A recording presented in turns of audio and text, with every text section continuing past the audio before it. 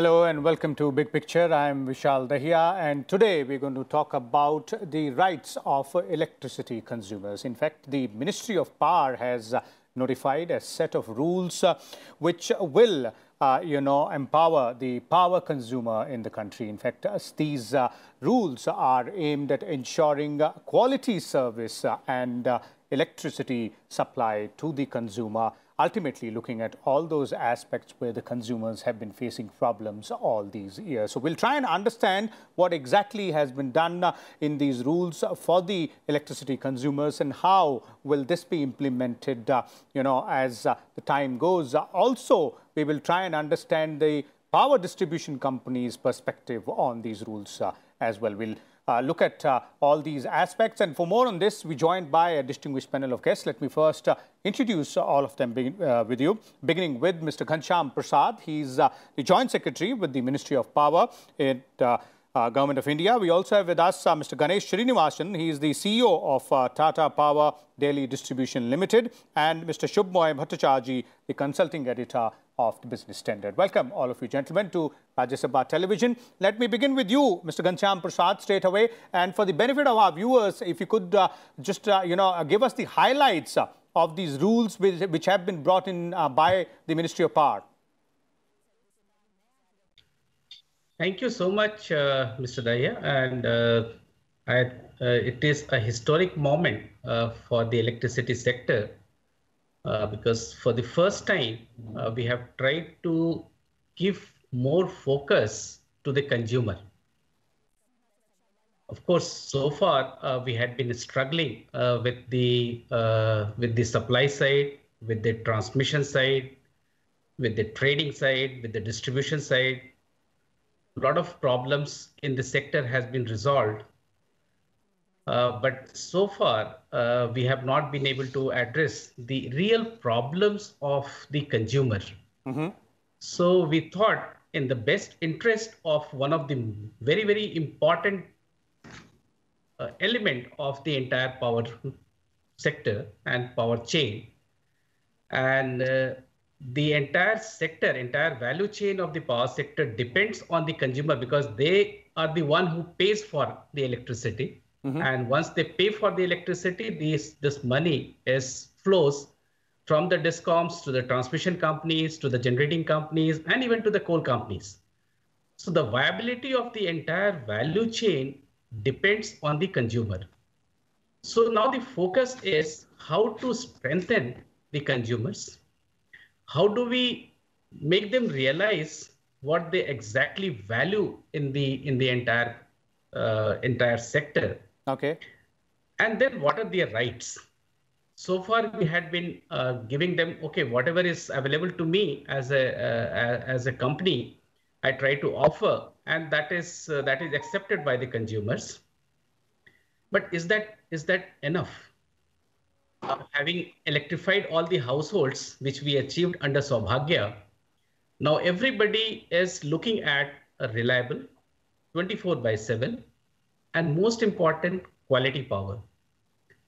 Not only this, they also want, in case of any failure of supply or in case of any default in the services, how quickly it gets resolved. What are the remedies for any kind of problems a consumer faces, say bill-related problems, or maybe service-related problems, or could be anything relating to electricity services that is required. So these services needs to be given in a certain time period by the distribution companies, and this right must be known to the people. So we have tried. This is just a small step that has been started, and the initiative that has been taken by Government of India to give focus on this so that the people know it, and slowly we will try to strengthen the entire structure of it.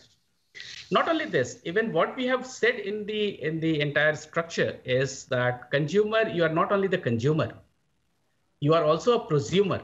That means you not only consume electricity, but if required, and if you are willing, you can produce electricity from, say, rooftop solar or from any other means and try to sell it to the grid which the discoms will buy and pay to you.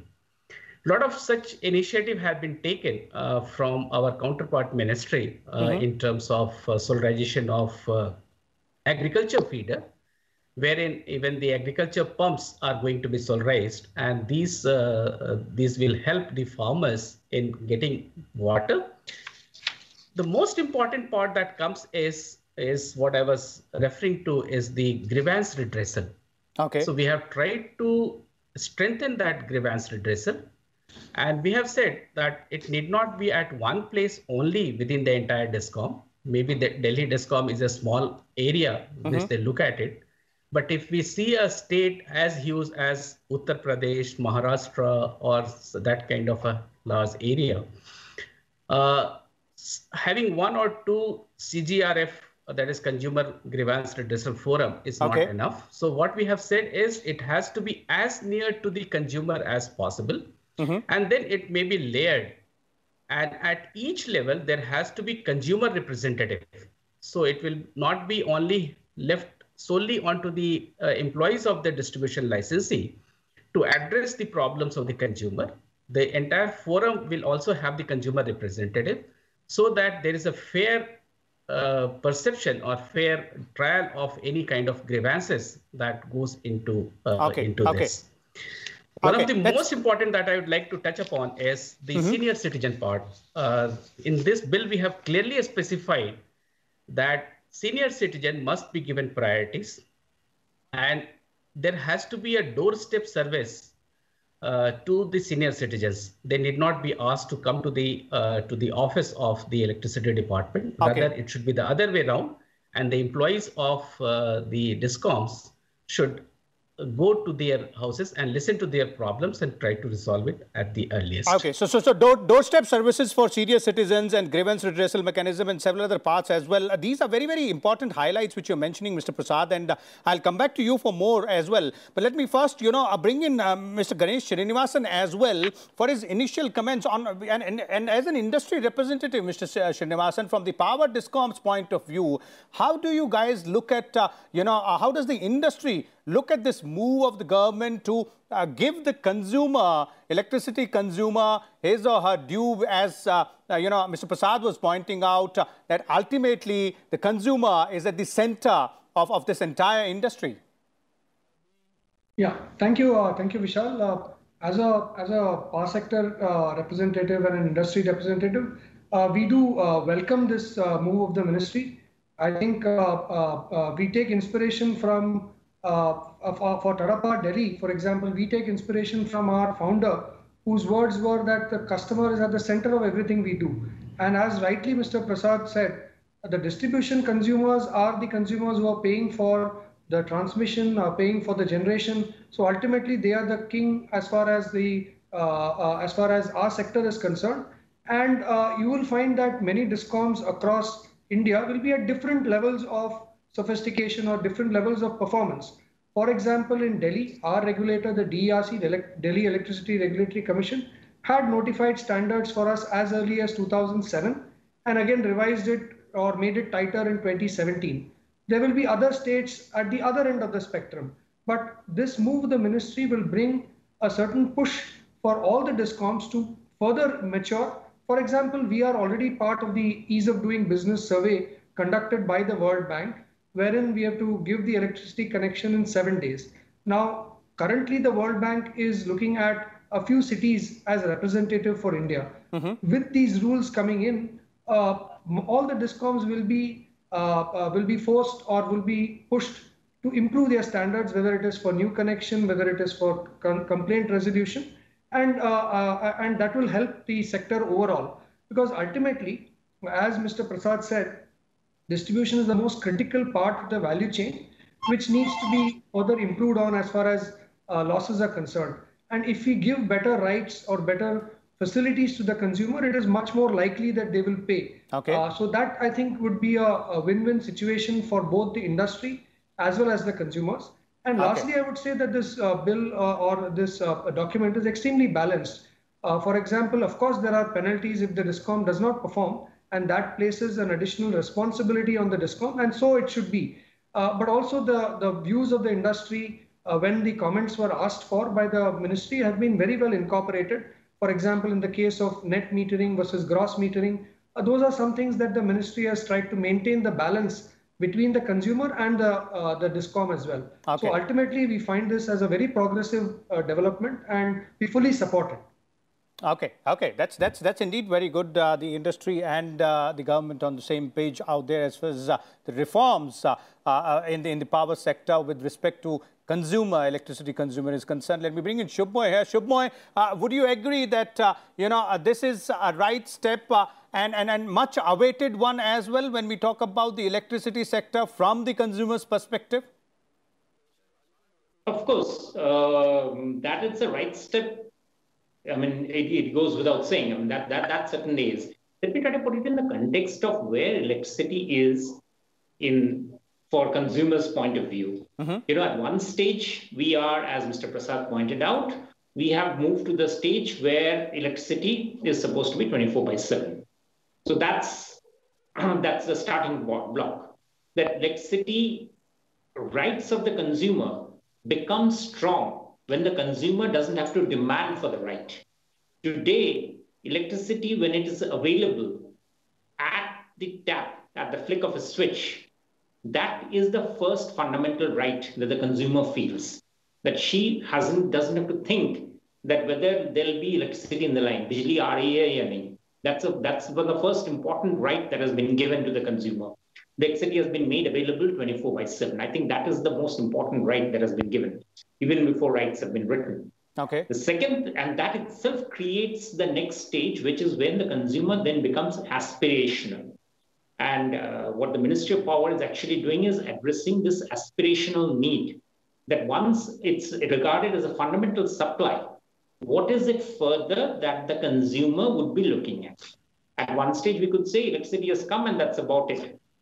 The next stage is obviously billing, as Mr. Srinivasan was pointing out, right bills, right power rates, right of redressal, and so on and so forth. I'll take it a bit forward. Electricity today stands at the middle, bang in the middle of the most fundamental change that is happening in the world, which is environment. Consumers today, along with once the rights are given, what this will start is consumers will start asking questions, and the right questions. For instance, who gives me the electricity? Has it been generated by an eco-friendly way? Do I have the right to say that which sort of electricity I am getting? Okay. Does it add to me? Does it give me a support, but at the cost of my larger environment? Is there an electricity in this electricity? Is the rights of people who are, the lower income group, are they being helped properly? Mr. Prasad talked about being prosumer, the electricity consumer also as the seller of the rooftop electricity. But that leads to lots of issues which we can talk on to, but that is a fundamental change that is happening, the solar power, which brings in, consumer as a very integrated part of, the distinction between consumer and producer starts getting diluted. So there are lots of these issues that come.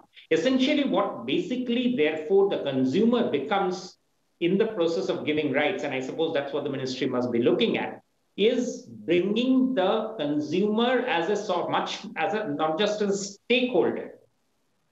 Almost the consumer starts becoming like a shareholder in the entire business of electricity. Okay.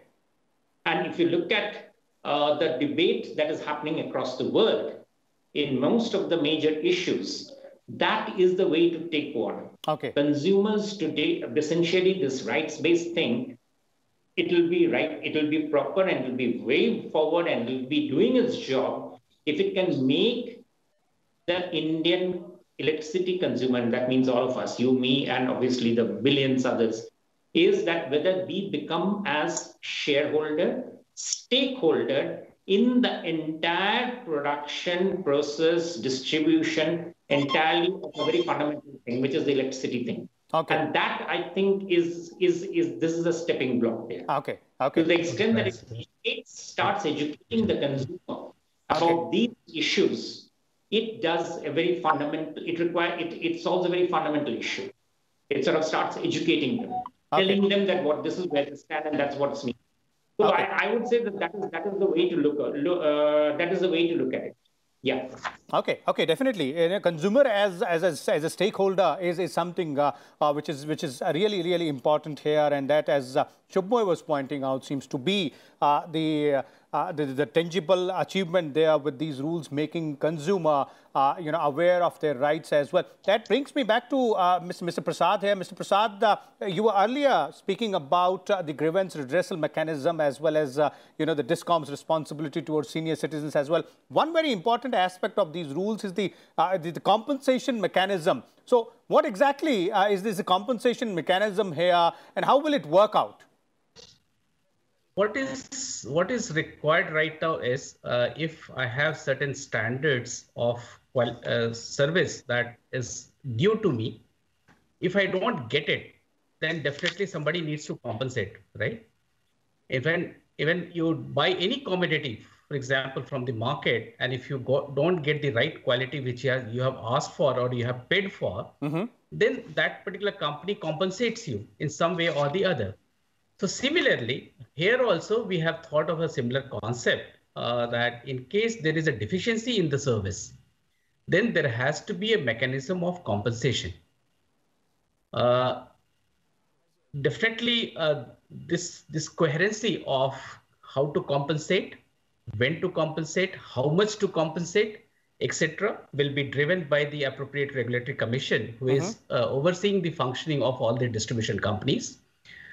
But the entire idea is that the consumer must get compensated for the deficiencies in services what has been envisaged in this particular case. Okay. That's very interesting out there, and important as well, because as Mr. Prasad is pointing out, compensation for the services not rendered is really important there. But Mr. Srinivasan, I'd like to bring you on two different points. And then one raised by both, Mr. Prasad and Mr. Subhomoy, and the other one, as Subhomoy was referring to earlier. The one aspect here is the kind of forward-looking these set of rules seems to be by considering consumer as a prosumer also. So what's the power distribution companies' perspective on that? And second, as Subhomoy was saying, the time is now arriving where the consumer wants to know where the energy she's utilizing is coming from. A consumer's right to know. Right. So as far as the prosumer aspect, as I mentioned earlier as well, we find the document to be extremely balanced, because from a distribution company's perspective, solar, particularly when it is installed or it is displacing higher revenue customers like commercial customers or industrial customers, is a challenge, and that is a real challenge because of the nature of cross subsidy that is currently there in our electricity tariff system, right? Now, in the guideline that has been shared or the rights that has been shared, up to 10 kilowatt, the consumer needs to be given net metering, and greater than 10 kilowatt, it is a gross metering. So to that extent, there is clarity as to, for perhaps the smaller scale domestic type rooftop customers, it will be much more net metering which will be in vogue. Whereas for the larger, where, for example, if there is a go down or a large roof facility, it will probably be much more than 10 kilowatt and it will qualify for gross metering. So to that extent, the ministry has played the balancing act very well, so that while encouragement is given to solar, at the same time, ultimately the DISCOM is revenue neutral. So if I lose out on the higher end revenue, which is commercial or industrial, I will be forced to raise the tariff for the domestic segment. So this balancing act is necessary till the time the tariff policy, which says that the cross subsidy should be within plus minus 20% is followed. But till that time, when we reach that stage, this is a good balancing act, and it's extremely balanced in my perspective. Okay. And the consumer's right to know, as Subhomoy was earlier talking about, those aspects also perhaps need to be addressed, if not right now, maybe in the near future as well. That's right. That's right. Now, one more aspect that which is important to address, and when we are talking about compensation, is, for example, of course, as an urban utility, our challenges are different. Rural or a semi-urban utility challenges will be different. In urban, as you're all aware, space is a big constraint, right? And as colonies expand, as basically high rises come in, the space is actually becoming much more premium, and finding the space for the electrical facility so that there is reliable supply. Because I think the paradox here is that nobody wants electrical infrastructure in front of their house or in the vicinity of their house, but everybody needs reliable supply. So again, we need the support of the state governments, we need the support of the municipal corporations, we need the support of the local bodies to earmark some space, because in certain town planning documents, there is a space allocated for substation if the land is more than a certain square feet. So those kind of provisions are required so that ultimately the DISCOM is able to provide supply. And this is something that is done quite routinely in foreign countries or Western countries, that proper planning of infrastructure happens holistically. Now, unfortunately, in our country, that things move on at the same time. But that is a balancing act that we need to do, and need that support from all stakeholders to make this successful. Okay. Indeed, definitely integrated planning is something which is required. Let's take a quick concluding comment from Subhomoy before we bring this conversation to an end. Subhomoy? Yeah, I'm quite hopeful that this, as I said, it will lead to a lot of positive development. One aspect which could be a fly in the ointment, but that I'll come to it a bit later. But but one issue is, I'm surprised that the ministry has not flagged the rights issue as something that is an additional to India's renewable target quest.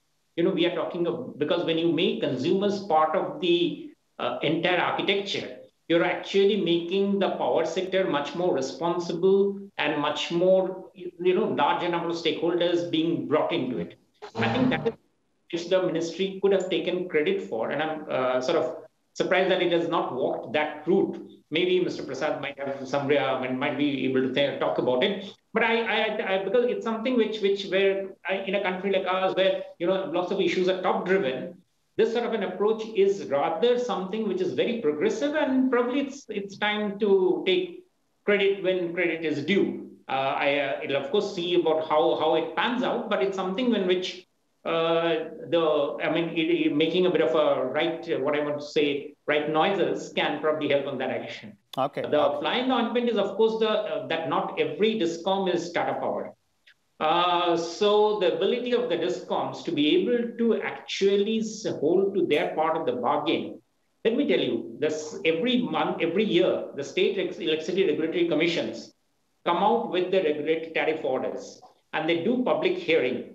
And it's amazing the number of times that state electricity regulatory commissions are behind the curve in terms of actually doing that public hearing. Now that's necessary. That is also the right of the consumer. Consumer must know how the tariff is being built up. What is the cost that is being built in by the DISCOMs? And as I said, everyone is not Tata Power. So there are companies whose those numbers need to be discussed more. Are the regulatory commissions willing and able to give that access to the consumers for discussions? I think it's necessary. I think it's very certain. It's very important that these conversations do happen. And that is when consumers will start feeling entitled that the price that they're paying is actually the true price of what they are doing. So that's as of now. I mean, I'll stop there. Okay, definitely. That's all about the rights of electricity consumers. Thank you so much there, Subhomoy, as well as Mr. Srinivasan and Mr. Ghanshyam Prasad from the Ministry of Power as well, for putting out these thoughts and these facts as well to our viewers. There it is about your and my rights as an electricity consumer. The government, the Ministry of Power, has put out a set of rules which define what our rights are, how we can go ahead and exercise those rights. All of us need to familiarize ourselves with those. And the idea here is to go ahead and ensure a reliable supply and a quality supply of electricity. And the power DISCOMs also important stakeholders. They are playing their important part. We'll come back again tomorrow with a different topic. Till then, keep watching Rajya Sabha Television.